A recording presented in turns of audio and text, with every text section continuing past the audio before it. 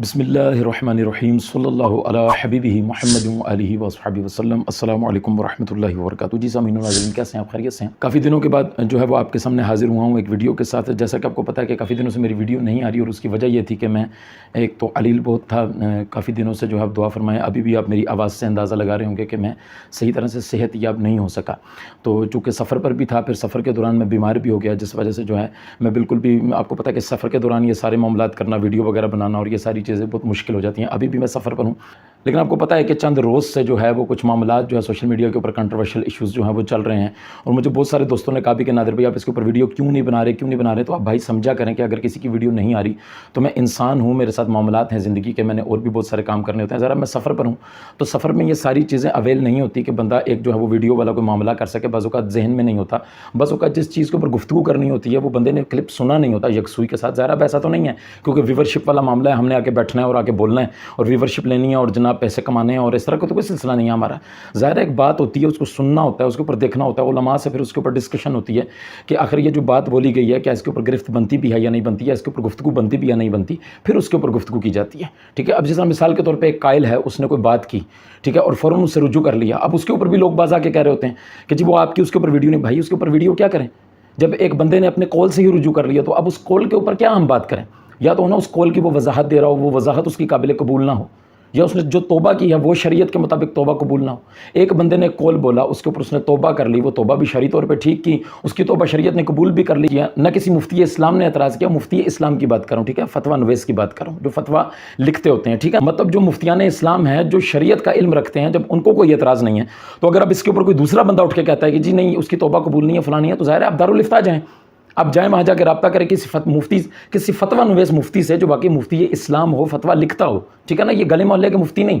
جس طرح میں ابھی بھی ایک مفتی کی بات کرنے کے لیے بیٹھا ہوں، مفتی طارق مسعود کی، یہ نقصان ہوتا ہے گلی محلے کے امام مسجد کو اٹھا کے اب جو مفتی بنا دیتے ہیں نا، یہ نقصان ہوتا ہے، ٹھیک ہے نا۔ مفتی کی باقاعدہ ایک ڈیفینیشن ہے، مفتی باقاعدہ ایک منصب ہے، ہر بندہ مفتی نہیں ہوتا، ہر عالم بھی مفتی نہیں ہوتا، مفتی باقاعدہ ایک سیٹ ہے، ٹھیک ہے، وہ اسی کا فتویٰ جو ہوگا وہی قابل قبول ہوگا۔ تو آپ کسی واقعی کوئی صاحب منصب جو مفتی ہے، جو واقعی فتویٰ نویس ہے، آپ اس سے فتویٰ لکھوائیں، اس کے سامنے ساری کنڈیشن رکھیں، ساری سچویشن رکھیں، اس کو بتائیں، وہ اس سچویشن کو دیکھے گا، واقعی اگر وہ سمجھدار صحیح العقیدہ سنی مفتی ہے اور واقعی فتویٰ نویس مفتی ہے تو وہ اس کے اوپر فتویٰ دے گا، فتویٰ لکھ کے لے آئیں کہ جی یہ فلاں مفتی اسلام یہ کہتے ہیں کہ ان کی توبہ قبول نہیں ہے، ٹھیک ہے، پھر اس کے اوپر کلام کر لیں گے۔ اگر کوئی شرعی معاملہ ہے تو پھر شرعی ایویڈنس اس کے اوپر لے کے آئیں، ٹھیک ہے نا۔ آپ نہیں مانتے تو آپ کا نہ ماننا یا ماننا یہ شریعت میں حجت نہیں۔ توبہ کے حوالے سے اگر آپ بات کریں نا، جس طرح بھی توبہ کی بات میں نے کی کہ اگر کوئی مطلب مفتی اسلام کہتا ہے کہ مطلب فلاں کی توبہ جو ہے وہ قبول نہیں ہے، تو پھر اس کے اوپر کلام ہوتا ہے کہ یار اس کی توبہ قبول ہے یا نہیں ہے۔ جس طرح بھی دیکھیں مفتی طارق مسعود کے حوالے سے ہی میں بات کر رہا ہوں، اس نے کچھ جملے بولے، ٹھیک ہے نا، جس کا ابھی میں آگے چل کے انشاءاللہ آپ کے سامنے ساری چیز رکھوں گا، اس کی گفتگو کے اوپر انشاءاللہ جو اس نے باتیں کی اس کے اوپر میں بعد میں کلام کروں گا، لیکن اس سے پہلے جو اس نے اس سے رجوع کیا، اس سے جو توبہ کی، اور اس سے پہلے جو اس کے اوپر اس نے وضاحت دی، ٹھیک ہے، اس کے اوپر میں گفتگو کروں گا کہ دیکھیں آپ وضاحت جس کے اوپر دے رہے ہیں نا، پہلے تو آپ کی وضاحت اس کے اوپر بنتی نہیں تھی، ٹھیک ہے، آپ نے ایک وضاحت دی اس کے اوپر آ کے، مطلب پہلے جو کلمات بول دیے پھر اس کے اوپر اس نے آ کے ایک وضاحت پیش کی۔ مفتی طارق مسعود کے اپنے ہی مکاتب فکر کے جو لوگ تھے، جو دیوبندی حضرات تھے، انہوں نے اس کو آ کے کنڈیم کر دیا کہ یار یہ جو آپ وضاحت دے رہے ہیں بول تو یہ وضاحت یہاں پہ بنتی نہیں ہے، اور جو وضاحت آپ نے دی ہے وہ وضاحت بھی درست نہیں ہے۔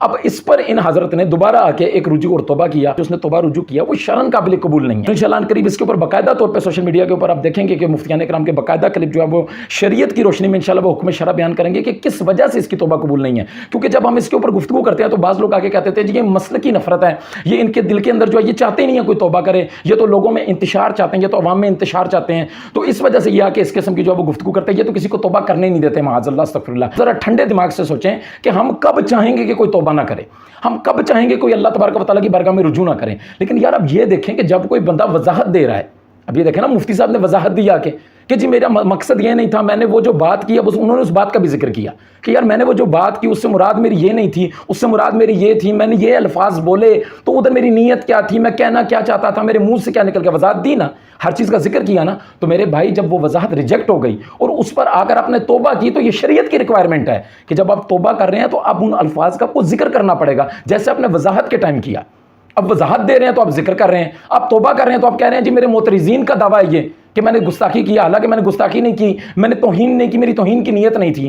تو یار جب آپ یہ وضاحت تو آپ پہلے بھی دے چکے ہیں اور آپ کی یہ وضاحت ریجیکٹ ہو چکی ہے، پھر آپ کہہ رہے ہیں کہ جی میرے جو الفاظ ہیں میں نے ان کا چناؤ ٹھیک نہیں کیا۔ مطلب آپ نے الفاظ کا چناؤ ٹھیک نہیں کیا، آپ کا موقف درست تھا، آپ کو تو اپنے موقف سے بھی توبہ کرنی چاہیے تھی نا، اگر اس طرح دیکھا جائے۔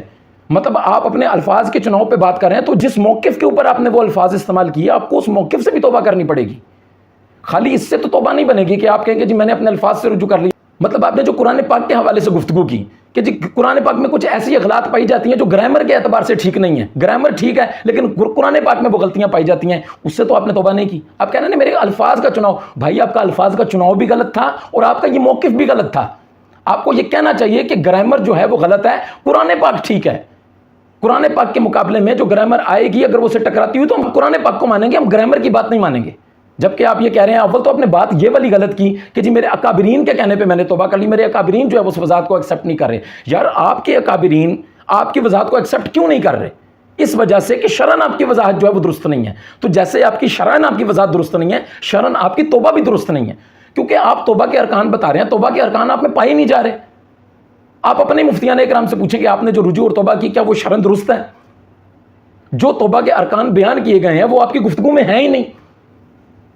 توبہ تو تب ہوگی نا کہ جب آپ اپنے گناہ کو ایکسیپٹ کریں. آپ تو شروع میں ہی کہہ رہے ہیں کہ دعویٰ مخالفین کا ہے, میرا تو دعویٰ ہی نہیں ہے, میں نے تو گستاخی کی ہی نہیں ہے. تو بھائی جب گستاخی نہیں کی تو پھر وضاحت کس پر دی؟ اگر وضاحت ٹھیک نہیں تھی تو اس کا مطلب ہے گستاخی تھی, اور اگر گستاخی ہے تو پھر رجوع کیوں نہیں کیا؟ توبہ تو آپ کو کرنی چاہیے کہ یار ہمیں کوئی کسی سے دشمنی نہیں ہے, ہم انتشار نہیں چاہتے. ہم یہ جو توبہ کا مطالبہ کر رہے ہوتے ہیں یہ انتشار ختم کرنے کے لیے ہوتا ہے, یہ انتشار پیدا کرنے کے لیے نہیں ہوتا. ہم تو چاہتے ہیں کہ اللہ کا بندہ توبہ کرے, شریعت کے مطابق کرے, شریعت کے اصولوں کے مطابق کرے. اب بعض لوگ یہاں پہ آگے یہ کہنے لگ جاتے ہیں وہ جی دیکھیں توبہ تو اللہ نے قبول کرنی ہے, تو آپ کیوں آ کے اس قسم کی گفتگو کر رہے ہیں؟ بھائی اللہ نے قبول کرنی ہے تو کمرے میں بیٹھ کے کر لو, پھر ویڈیو بنا بنا کے کیوں چڑھا رہے ہو؟ اس وجہ سے کہ جو اعلانیہ گناہ ہے اس کی اعلانیہ توبہ ہے, جو چھپ کے گناہ کیا اس کی چھپ کے توبہ ہے. جو شریعت آپ کو اعلانیہ گناہ کی اعلانیہ توبہ کرنے کا حکم دے رہی ہے وہی شریعت کہتی ہے کہ توبہ اس انداز سے کرو, تب آپ کی توبہ قابل قبول ہوگی. توبہ قبول تو اللہ نہیں کرنی ہے, لیکن جو اعلانیہ گناہ کیا اس کی ریکوائرمنٹ ہے. شریعت کہتی ہے کہ آپ کو اس گناہ کا باقاعدہ اعلان کرنا پڑے گا. اگر کوئی گستاخی سے توبہ کرتا ہے, گمراہی سے توبہ کرتا ہے, الحاد سے توبہ کرتا ہے, دائرہ اسلام میں داخل ہوتا ہے, تو بھائی اس کو اپنے اس گناہ کا ذکر کرنا پڑے گا. اگر مثال کے طور پہ کوئی قادیانی ہے اور وہ مسلمان ہو رہا ہے تو اس کو یہ ساتھ بولنا پڑے گا کہ میں اپنے فلاں فلاں مذہب قادیانیت سے توبہ کرتا ہوں اور دائرہ اسلام میں داخل ہوتا ہوں. اس کو ذکر کرنا پڑے گا اس چیز کو. تو آپ نے گستاخی کی, آپ سے گستاخی ہوئی, اب وہ تو آپ اس کو ماننے کے لیے تیار نہیں ہیں. آپ یہ کہہ رہے ہیں کہ دعویٰ غیروں کا ہے, دعویٰ مخالفین کا ہے. میری نیت نہیں تھی بھائی, ہر جگہ نیت نہیں دیکھی جاتی, شریعت کا حکم ظاہر پہ لگتا ہے. آپ کے اپنے کہہ رہے ہیں کہ آپ سے غلطی ہوئی ہے اور آپ کو اس پہ توبہ رجوع کرنی چاہیے, اور آپ کہہ رہے ہیں مجھ سے غلطی نہیں ہوئی, پھر بھی میں اپنے الفاظ واپس لے. تو بھائی الفاظ واپس نہیں لینے, آپ نے الفاظ تو واپس لینے ہی لینے ہیں باہر صورت, لیکن جس موقف پر آپ نے الفاظ بولے وہ موقف بھی باطل ہے. اصل مسئلہ تو وہ تھا جس سے آپ نے توبہ کی ہی نہیں. اصل تو رجوع اور توبہ اس سے بنتا تھا کہ آپ نے یہ کہا کہ قرآن پاک میں اغلاط پائی جاتی ہیں گرامر کے اعتبار سے, اس سے تو آپ نے توبہ کی نہیں. یہ الفاظ بول کے کہ میں اپنے اس موقف سے رجوع کرتا ہوں, گرامر غلط ہے, قرآن ٹھیک ہے, یہ آپ کو کہنا تھا. اور پھر آپ نے لفظ امی کا جو بولا, جو رسول اللہ علیہ السلام کے لیے آپ نے یہ الفاظ استعمال کیے کہ نہ وہ پڑھنا جانتے تھے نہ وہ لکھنا جانتے تھے, یہ حضور علیہ السلام کی شان میں صریح گستاخی ہے. اس سے بھی آپ کا رجوع بنتا ہے, اس سے بھی آپ کی توبہ بنتی ہے, اور بغیر کسی وضاحت کے اور لجاجت کے ساتھ, شرمندگی کے ساتھ, اور آئندہ نہ کرنے کا اعتراف بھی آپ کو کرنا پڑے گا. ہمیں کوئی ذاتی مسئلہ نہیں ہے آپ سے. میں نے پہلے بھی کہا کہ الحمدللہ ہم اپنی ذات کے لیے بیٹھے ہی نہیں. آپ توبہ کریں, لیکن یار آپ اپنے اندر سے نکل کے توبہ کریں. آپ نے ہم سے توبہ نہیں کرنی اپنے اللہ سے ہی ہے, لیکن یار اللہ سے بھی توبہ کرتے ہوئے کم از کم شریعت کی ریکوائرمنٹس تو پوری کریں.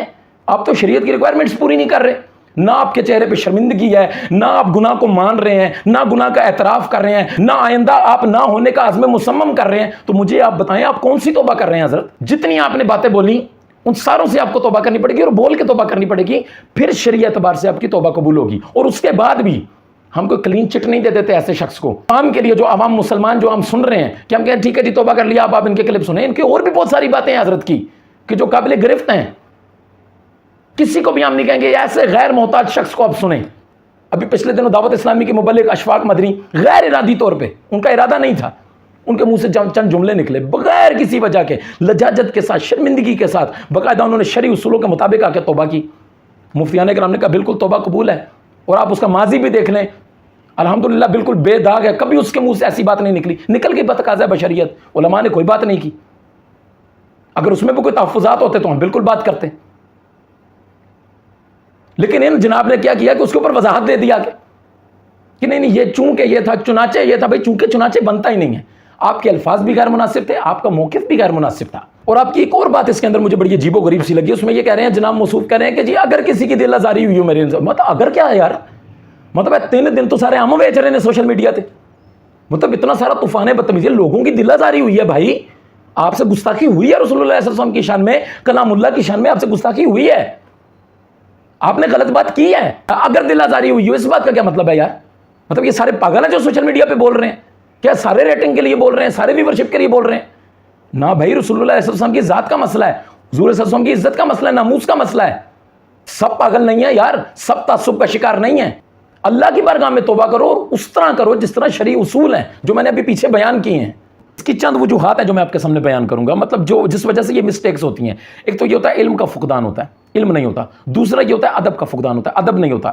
تیسری بات یہ ہوتی ہے کہ جس شخصیت کے بارے میں بات کی جا رہی ہوتی ہے نا, 2 وجوہات ہوتی ہیں, یا تو اس سے بغض ہوتا ہے, یا پھر اس کے رتبے کے بارے میں علم نہیں ہوتا. اس وجہ سے جو ہے وہ اس قسم کی باتیں جو ہیں ایسے شخص کے منہ سے نکلتی ہیں جس میں یہ چیزیں پائی جاتی ہیں, اور ان کی جو بنیاد ہے نا وہ بے ادبی کے اوپر قائم ہے. مطلب آپ دیکھیں ان کے بڑوں کا بھی یہی حال ہے, ان کے بڑوں کی آپ کتابیں اٹھا کے دیکھیں, کوئی حضور علیہ السلام کے علم کے اوپر گفتگو کر رہا ہے, معاذ اللہ, شیطان کا علم جو ہے رسول اللہ علیہ السلام کے علم سے زیادہ ہے. کبھی کوئی اٹھ کے کہہ دیتا ہے جی حضور علیہ السلام کے بعد کوئی نبی بھی آ جائے تو حضور کی ختم نبوت پہ کوئی فرق نہیں پڑتا, ٹھیک ہے. پھر کوئی کہتا ہے جی نماز میں نبی کا خیال ہے جو تو نماز ٹوٹ جاتی ہے. مطلب معاذ اللہ, استغفر اللہ, یہ ایسی بے ادب اور لا علم اور جاہل قوم ہے کہ ان کو علم ہی نہیں ہے کہ یار ہم کس کے بارے میں کیا گفتگو کر رہے ہیں. ہم مطلب جن کے بارے میں ہم یہ گفتگو کر رہے ہیں ان کا مرتبہ کیا ہے, ان کا رتبہ کیا ہے. مطلب ان کے اپنے بزرگوں کے بارے میں جب کوئی گفتگو کرتا ہے نا تو یہ فوراً آ جاتے ہیں ان کا دفاع کرنے کے لیے. لیکن حضور علیہ السلام کی ذات اقدس کے لیے جب آپ کوئی لفظ استعمال کر رہے ہوتے تو آپ کو ترجمہ نہیں ملتا. کبھی آپ کہتے ہیں نبی کو لکھنا پڑھنا نہیں آتا تھا, حضور کو علم نہیں تھا, حضور کو تو پتہ ہی نہیں تھا, کاتب سے غلطی ہوگی, حضور کو علم ہوتا تو کاتب سے ٹھیک کرا دیتے. مطلب یار یہ کس قسم کی آپ کی باتیں ہیں؟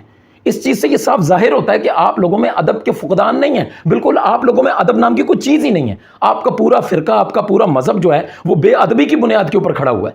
مطلب آپ لوگوں کو حیا نہیں آتی, شرم نہیں آتی. بالخصوص میں مفتی طارق مسعود کی بات کروں گا. ابھی میں نے پچھلے دن اس کا کلپ دیکھا, کہتا جی شکر کریں قرآن پاک عربی میں نازل ہوا, اگر چائنا میں ہوتا تو ہم تراویح کیسے پڑھے ہوتے, چنگ پونگ چنگ. یار واٹس دس یار, مطلب یہ آپ لوگ کیا سکھا رہے ہو اس قوم کو؟ اب آپ یہ دیکھیں کہ ایک بندہ رسول اللہ علیہ السلام کے بارے میں بات کر رہا ہے. ابھی آپ انہی لوگوں کو دیکھ لینا, جیسا کہ میں نے ابھی پہلے پیچھے آپ کو بتایا کہ جب ان کے بزرگوں کے بارے میں کوئی بات کی جاتی ہے کہ تمہارے بزرگوں کی کتابوں میں یہ لکھا ہوا میاں اور یہ چیزیں ساری کہ آپ کے بزرگ بڑے وہ کیا کرتے ہیں, میں ان چیزوں کو دہرانا نہیں چاہتا. لیکن اب یہ دیکھیں کہ ان چیزوں کا دفاع کرتے ہوئے یہ آ جاتے ہیں سامنے آ کے کہتے ہیں دیکھیں جی ان کا آپس میں وہ فوحش مذاق تھا, اس طرح کے مذاق کرتے رہتے تھے. مطلب یار تو کوئی دماغ تمہارا کام کرتا ہے؟ ایک تو تم دفاع غلط کر رہے ہو, یہ دفاع بنتا نہیں ہے اس بات کے اوپر. دوسری بات یہ ہے کہ یار بزرگوں کے لیے تمہیں دفاع نظر آ گیا تو رسول اللہ علیہ السلام کے لفظ امی کا کوئی اور ترجمہ تم نظر نہیں آیا. ذکر روکے فضل کٹے نقص کا جویاں رہے, پھر کہے مردک کے ہوں مت رسول اللہ کی. مطلب یار میلاد کا جلوس نکالیں تب تمہیں تکلیف ہے, یا رسول اللہ کہو تمہیں تب تکلیف ہے, ٹھیک ہے. رسول اللہ کی نعتیں پڑھو تب تمہیں تکلیف ہے, رسول اللہ کے فضائل بیان کرو تو تمہیں تکلیف ہے, حضور کو نور کہہ دو تو تکلیف ہے, حضور کے نام پہ لائٹنگ کر دی تو تمہیں تکلیف ہے, چراغاں کر دیا تو تکلیف ہے, لنگر کھلا دیا غریبوں کو تو تکلیف ہے, میلاد منا دیا تو تکلیف ہے. حضور علیہ الصلوۃ والسلام نے تو رو رو کے تمہارے لیے دعائیں کی یار. دنیا میں آئے تو رب حبلی امتی رب اغفر لی امتی, دنیا سے گئے تو رب حبلی امتی رب اغفر لی امتی تمہارے لیے دعا کر رہے ہیں. کل بروز قیامت بھی ہمارے لیے بےتاب, کبھی یہاں کبھی وہاں. یار تمہیں کون سا بغض ہے رسول اللہ علیہ السلام کی ذات سے؟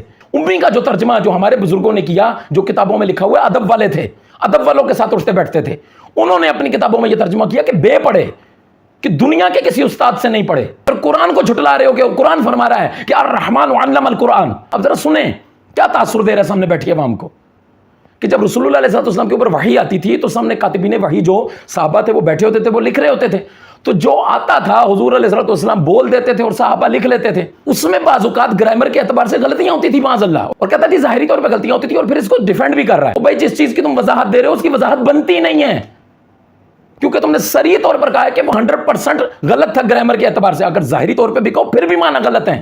مثال کے طور پہ اگر میں کہتا ہوں کہ مفتی طارق مسعود صاحب جو ہیں وہ ظاہری طور پہ ٹھرکی لگتے ہیں, شکل سے ٹھرکی, سوری ٹو سے, آپ کو سمجھانے کا یہی انداز ہے, آپ کو سمجھ ہی ایسے آئے گی. اگر میں کہتا ہوں کہ مفتی طارق صاحب ٹھرکی ہیں نہیں لیکن شکل سے ظاہری طور پہ ٹھرکی لگتے ہیں, ٹھرکی ہیں نہیں, تو آپ کیا مانے لیں گے؟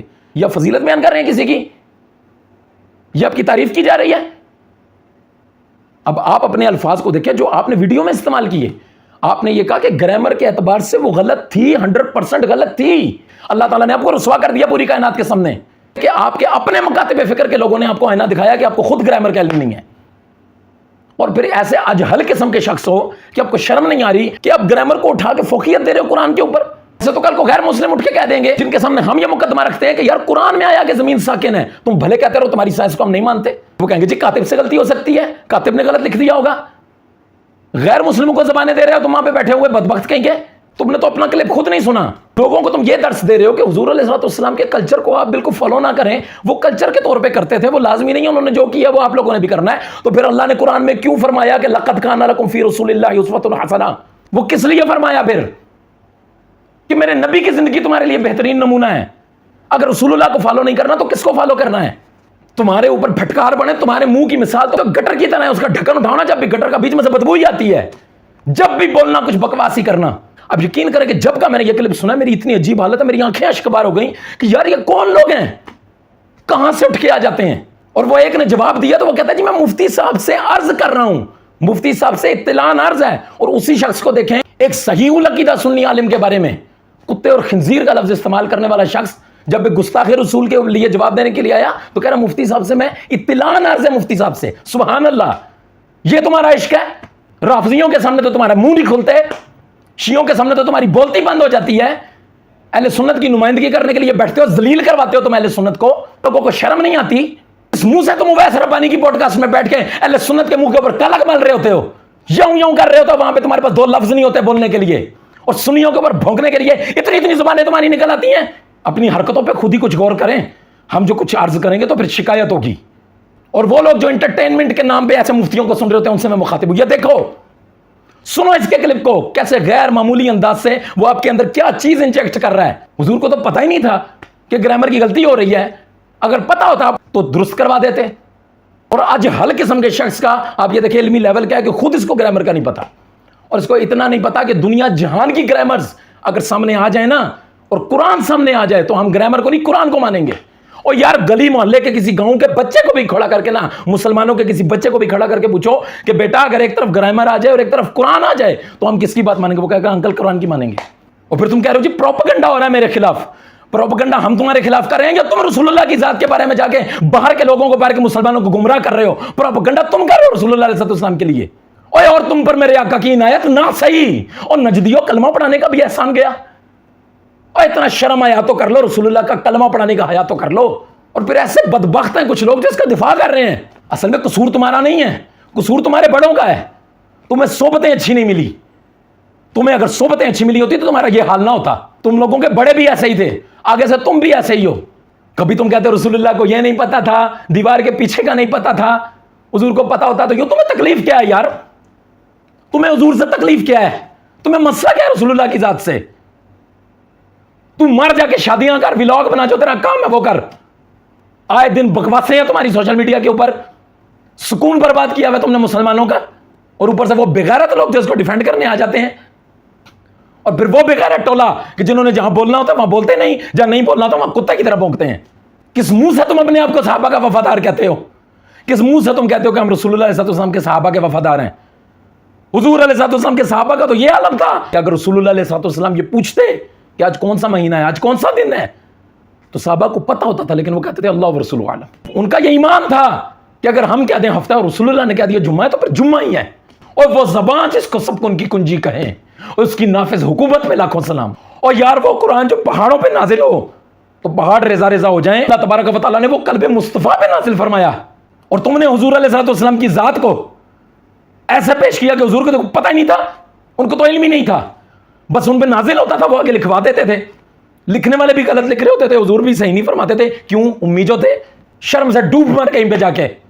اور کائنات میں رسول اللہ سے بڑا عالم کوئی نہیں، کائنات میں حضور سے بڑا حافظ کوئی نہیں، اس لیے تمہیں منع کرتے تھے مت کھاؤ کوے، مت کھاؤ مندروں کے پرساد، ایسا کچھ کھاؤ گے تو ایسا کچھ ہی بکو گے۔ اور یہ میں تم لوگوں کو صاف واضح طور پہ بتا دوں، ایمان کے 3 درجے بیان کیے گئے، ہاتھ سے روکو، زبان سے روکو، دل میں برا جانو۔ ہم زبان سے روک سکتے ہیں، ہاتھ سے روکنا حکومت وقت کا کام ہے۔ ہم حکومت وقت سے مطالبہ کرتے ہیں کہ اس سے توبہ رجوع کروایا جائے، اس کے لیے جو قانونی اور شرعی سزا بنتی ہے اس کو دی جائے۔ اور یہ بات بالکل ذہن میں رکھیں، قانون ہاتھ میں لینے کی کسی کو اجازت نہیں ہے، نہ ہم اس کی ترغیب دیتے ہیں نہ ہم اس کی تائید کرتے ہیں، بالکل بھی۔ یہ حکومت وقت کا کام ہے، قاضی وقت کا کام ہے کہ ایسے شخص کو سزا دیں، پکڑے سے توبہ رجوع کروائے، جو بھی شرعی سزا بنتی ہے اسے جو بھی شرعی سزا دی جائے۔ یہ ہمارا مطالبہ ہے، یہ مسلمانوں کا مطالبہ ہے۔ میں اس کے اوپر اور بھی گفتگو کر سکتا ہوں، لیکن اب دیکھ رہے ہیں کہ کہ میں بالکل بولنے کی مزید جو ہے وہ طاقت نہیں رکھتا، مزید سکت نہیں رکھتا، جتنی آواز بھی ہے کوئی مسئلہ نہیں، اگر یہ آوازیں بند بھی ہو گئی تو انشاءاللہ رسول اللہ علیہ السلام کی عزت اور ناموس کے لیے انشاءاللہ میں جب جب بول سکا انشاءاللہ میں بولتا رہوں گا۔ وہ میرے دوست، وہ میرے بھائی جو مجھے آ کے کہہ رہے ہوتے ہیں فلاں ایشو کے اوپر بولے فلاں، مجھے سب پتہ ہوتا ہے، میں دنیا کا بندہ ہوں، میں دنیا میں رہتا ہوں، مجھ تک یہ چیزیں پہنچتی رہتی ہیں، لیکن آپ یہ چیز دیکھا کریں کہ بعض اوقات بندے کی کوئی مجبوری ہوتی ہے، بیماری آ جاتی ہے، گھر میں کوئی مسئلہ آ جاتا ہے، میں انسان ہوں، میرے ساتھ بظاہر بشری تقاضے ہیں، بہت سارے معاملات ہیں، سفر پہ ہم ہوتے ہیں، آگے پیچھے ہوتے ہیں، آپ کو پتا ربیع الاول کا مہینہ چل رہا تھا، ٹھیک ہے، میں چونکہ نعت خوان بھی ہوں، میں نے محفلیں بھی وغیرہ پڑھنی ہو، لیکن میں نے محافل بھی اسی وجہ سے کینسل کی، میرا گلا خراب ہے، میں بالکل بھی محفل میں بھی نہیں جا سک رہا، لیکن یہ بہت حساس موضوع تھا، اس کے اوپر ایک مسلمان ہونے کے ناطے مجھ سے خود بھی بالکل برداشت نہیں ہوا، اور میں یقین کریں میں آپ کو صحیح بتا رہا ہوں کہ میں نے جب پہلی دفعہ یہ کلپ سنا تو میری آنکھیں اشک بار تھی، میں رو پڑا، اور میں نے کہا کہ یار مطلب یہ کیا ہے یار، یہ سب کیا چل رہا ہے، میرا دل نہیں کرتا موبائل اٹھانے کو، سوشل میڈیا دیکھنے کو، یقین کریں یہ آپ لوگ مجھے سنتے ہیں اور لوگوں کے عقائد کی اصلاح ہو جاتی ہے، جس وجہ سے میں آ جاتا ہوں بولنے کے لیے کہ یار چلیں اگر میرے بولنے سے اگر آپ کو کوئی فائدہ پہنچ رہا ہے تو یار اللہ تبارک و تعالیٰ کرم فرمائے، یار اللہ تعالیٰ اس صدقے مجھے بخش دے، اللہ مجھے ہمت دے، تو میں انشاءاللہ دین کے لیے، حضور کی ناموس کے لیے، حضور کی عزت کے لیے انشاءاللہ ایسے ہی بولتا رہوں گا۔ تو ہماری کسی سے رشتہ داری نہیں ہے، رشتہ داری رسول اللہ سے ہے، الحمدللہ ان کے امتی ہیں، کلمہ رسول اللہ علیہ السلام کا پڑھا ہے، کسی مولوی کا، کسی پیر کا، کسی تحریک والے کا کلمہ نہیں پڑھا، جو غلط کرے گا انشاءاللہ ڈنکے کی چوٹ پہ بولیں گے یہاں پہ بیٹھ کے انشاءاللہ۔ اللہ تبارک و تعالیٰ ہمیں ایسے ہی حق گو رکھے اور ایسے ہی حق گوئی کرنے کی توفیق عطا فرمائے، آمین بجاہ النبی الامین صلی اللہ تعالیٰ علیہ وآلہ وسلم، صلی اللہ علی حبیبہ محمد وآلہ وصحبہ وسلم۔ السلام علیکم ورحمۃ اللہ وبرکاتہ۔